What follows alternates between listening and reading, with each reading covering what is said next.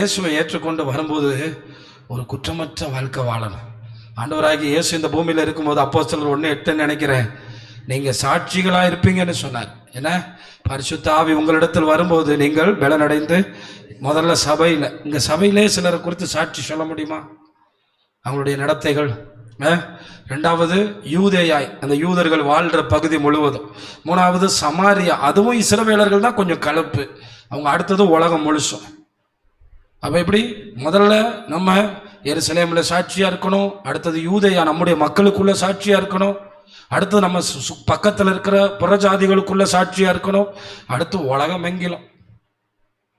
இதுதான் நம்ம வேலை. அப்போ தானியேல் அந்த காலத்தில் குற்றமற்றவனை பாருங்க, எப்படி எப்படிலாம் தேடி இருப்பாங்க. குற்றம் கண்டுபிடிக்கணும்னு நினைச்சா எப்படி எப்படிலாம் தேடி இருப்பாங்க. ஒரு குற்றமும் கண்டுபிடிக்க முடியல. அதோட வீட்டு பக்கமா கேமராவை திருப்பிட்டாங்க. எந்த பக்கமா? வீட்டு பக்கமா. அங்கிட்டு என்ன பண்றான் பார்ப்போம், யாரை மீட் பண்றான் பார்ப்போம், என்ன பண்றான் பார்ப்போம்னு நேர வீட்டு பக்கம் போயிட்டான். சொல்லுங்க, ஆபீஸ்ல வேலை பார்க்கிறவன் வீட்டுல என்ன பண்ணா என்ன? ஆபீஸ்ல வேலை பார்க்கிறவன் வீட்டுல என்ன செஞ்சா என்ன? சொல்லுங்க. ஆபீஸ்ல வேலை முடிஞ்சா வீட்டுக்கு போறான், வீட்டுல அவன் என்ன பண்ணா இவங்களுக்கு என்ன?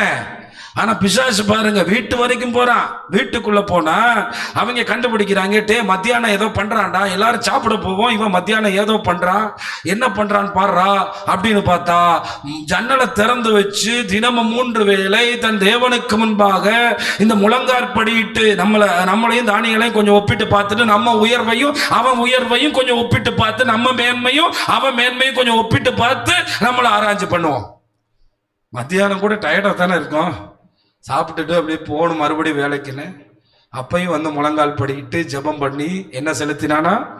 ஆமா, இருக்கிறது அடிமை, தேசம் அடிமை, வாழ்றது குவார்டர்ஸ்ல எல்லாம். ஆனா நல்ல உயர்ந்த பதவிதான், ஆனா ஸ்தோத்திரத்துக்கு குறைவே இல்லை. ஆண்டவரை ஸ்தோத்திரம் செலுத்துறான், ஆண்டவரை துதிக்கிறான், முழங்கால் போடுறான், ஜெபம் பண்றான். இந்த கடைசி காலத்துல கிறிஸ்தவர்கள் விழுந்து போன மிகப்பெரிய பாவமே சுயபலன். அதனால்தான் ஒரு காரியத்தை தொடங்கினா முடிக்கவே முடியாது. லூயா, ஒரு காரியத்தை தொடங்கினா முடிக்கிறதே கிடையாது. தொடங்கும் போது ஆர்ப்பாட்டம் அமர்க்கலாம் எல்லாம் இருக்கு, ஆனா முடிக்கிறதே இல்லை. ஆனா தேவ பலத்தை நம்பி தொடங்குகிறவைகள் எல்லாம் மிகப்பெரிய வெற்றியாகத்தான் இருக்கும். அதான் சொல்றேன், எப்பயும் தேவ பலத்தை நம்புறவன் தான் ஜெபம் பண்ணுவான். அவன் பலத்தை நம்புறவன் ஜெபம் பண்ணவே மாட்டான். தேவ பலத்தை நம்புறவன் கண்டிப்பா ஜெபிப்பான். அப்ப ராஜ்ய பாரத்துல இருக்கான், ராஜாவா இருக்கான், பிரதானிகளுக்கு தலைவனா இருக்கான். ஒரு காலத்துல பிரதானிகளின் தலைவன்கிட்ட போய், ஐயா எனக்கு விருப்பமான சாப்பாடு சாப்பிடுறதுக்கு உதவி செய்யணும் கேட்டவன் இன்னைக்கு பிரதானிகளுக்கே தலைவன். எப்படி பாத்துங்க, நம்முடைய தேவன் உயர்த்துகிறவர், நம்முடைய தேவன் மேன்மைப்படுத்துகிறவர், நம்முடைய தேவன் எளியவனை குப்பையிலிருந்து. ஆனா நம்ம வாழ்க்கை இப்படிப்பட்ட வாழ்க்கையா இருக்கணும், குற்றம் இல்லாத வாழ்க்கை. கடைசியா என்ன ஆயிடுச்சு அங்க பாத்தீங்கன்னா, இவங்க பார்த்து கண்டுபிடிச்சிட்டாங்க, இவனை வேற எந்த வழியிலையும் குற்றப்படுத்த முடியாது. அப்பொழுது அந்த மனுஷர் 5வது வசனத்துல பாருங்க, ஆமா, நாம் இந்த தானியேலை வாசிங்கப்பா. அப்பொழுது அந்த மனுஷர், நாம் இந்த தானியேலை அவனுடைய தேவனை பற்றிய வேத விஷயத்திலே குற்றப்படுத்தும் முகாந்தரத்தை கண்டுபிடித்தால் ஒழிய. நல்லா கவனிங்க, இங்க இருக்க சகோதரிகளே, உங்க வீட்டுக்காரர் ரட்சிக்கப்படாதவர் உங்க கேரக்டர்ல உங்களை குற்றப்படுத்துற மாதிரி இருக்கக்கூடாது, உங்க கோபமான நடத்தையில உங்களை குற்றப்படுத்துற மாதிரி இருக்கக்கூடாது, உங்க கீழ்ப்படியாமையில உங்களை குற்றப்படுத்துற மாதிரி இருக்கக்கூடாது, உங்க பேச்சுல உங்களை குற்றப்படுத்துற மாதிரி இருக்கக்கூடாது.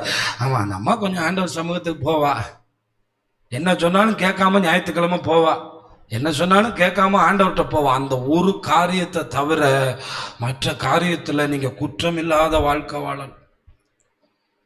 மற்ற காரியத்தில் நீங்க மிக குற்றம் இல்லாதவங்களை வாழ்ந்தா கண்டிப்பா தேவன் உங்களை தூதனை அனுப்பி விடுவிப்பாரு.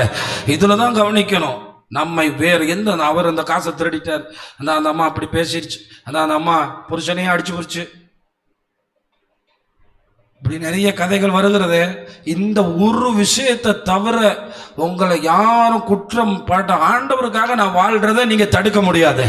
அந்த ஒரு விஷயத்தை தவிர நம்ம வாழணும். தானியேல் போல அந்த ஒரு விஷயத்தை தவிர அவன் எந்த குற்றப்படுத்துற முகாந்திரமும் இல்லாதபடிக்கு வாழ்ந்தான். பிரியமானவர்களே, வாழ்ந்திருக்கான். வேற எந்த குற்றமும் அவனை கண்டுபிடிக்க முடியல. அப்படிதான் வாழ்ந்திருக்கிறான். அந்த ஒரு காரியத்துல நம்ம உலகத்துக்கு கீழ்ப்படிய முடியாது. அப்ப என்ன பண்றாங்க, அந்த விஷயத்தை கையில் எடுத்துட்டாங்க.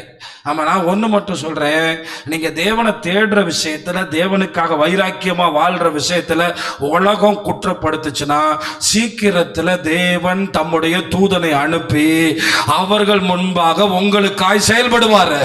ஆனா வேற எதுலையாவது குற்றப்படுத்துறபடி நீங்க வாழ்ந்தீங்கன்னா தேவன் வரமாட்டார், தேவன் உதவி செய்ய மாட்டார், தேவன் காப்பாற்ற மாட்டார். அதுல நீங்க ரொம்ப கவனமா இருக்கணும். ஆண்டவருக்கு அடுத்த காரியத்துல மட்டும் நீங்க கவனமா இருக்கணும், நீங்க சாட்சியா இருக்கணும். அதுல கூட பவுல் சொல்றார், உபவாசம் கூட புருஷன்ட்ட கேட்டுட்டே செய்யுங்கிறார். உபவாசம் கூட. அப்ப இங்க உபவாசமா இருக்கேன், நான் ரொம்ப பக்தியான ஆளுன்னு வீட்டுக்காரர் ரட்சிக்கப்படாதவனுக்கு 3 வேளை சாப்பாட்டை கட் பண்ணிரும் சில அம்மா. என்ன, அவருக்கு சாப்பாடை செஞ்சு வச்சுட்டு நீங்க வரணும். ஏன்னா நம்முடைய தேவனுக்கு அடுத்த காரியங்கள் தானியேல் மாதிரி பாத்தீங்களா, சிலர் போயிட்டு அப்படி வேலை ஸ்தலத்திலையும் அப்படியே அதெல்லாம் நுழைச்சிருவாங்க. தானியேல் வீட்டுக்கு வர்றாரு, ஜெபிக்கிறார், வேலைக்கு போறாரு, சூப்பரா வேலை செய்யறார், நேர்மையா வேலை செய்யறார், வேலையும் காரியங்களையும் கலக்கல. ஆனா வீட்டுக்குள்ள அவர் உண்மை நேர்மை அதுல ரொம்ப கவனமா இருக்கார், கண்டுபிடிக்கவே முடியல. உடனே என்ன பண்றாங்க, 6ஆம் வசனத்தை வாசிங்க. அந்த பிரதானிகளும் தேசாதிபதிகளும் கூட்டம் கூடி ராஜாவின் இடத்தில் போய், நேர ராஜாட்டே போயிட்டாங்க. போய் அவனை நோக்கி, தரியு ராஜாவே, நீர் என்றும் வாழ்க. அவங்க என்ன நினைச்சிருக்காங்க பாத்தீங்களா, கண்டிப்பா இப்படி ஒரு சட்டம் போட்டா தானியேல் மாட்டிடுவான், கண்டிப்பா தானியேலை முடிச்சிடலாம்.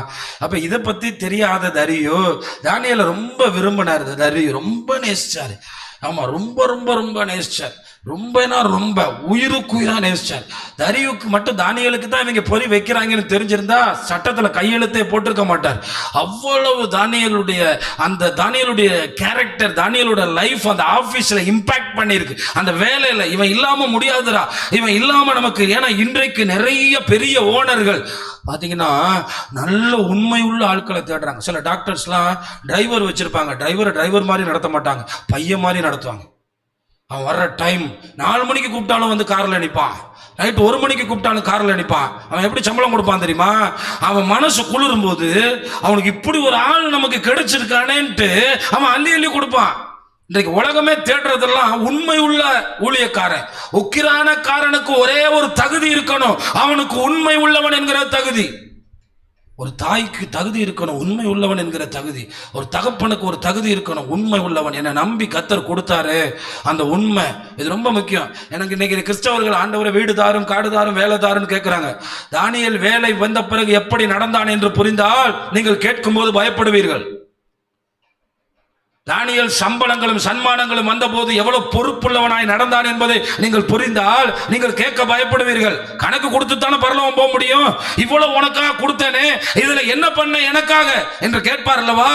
விசாலமாய் உன்னை நடத்தினேனே, இது எனக்கு எந்த வகையில பிரயோஜனமா இருந்தது என்று கேட்பார் அல்லவா.